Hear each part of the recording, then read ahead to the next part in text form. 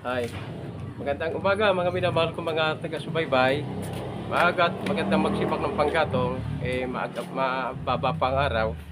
So, bunutan ko muna ng pako ang mga kahoy na ito bago ko sibakin.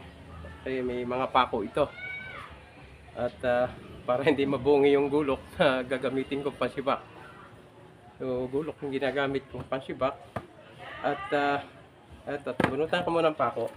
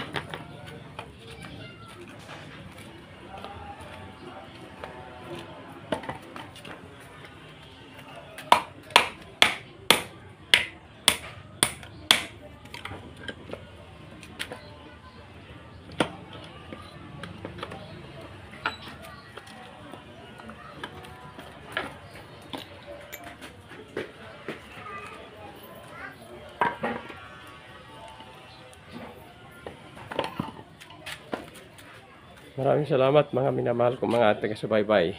Please like and share po. Mabuhay po.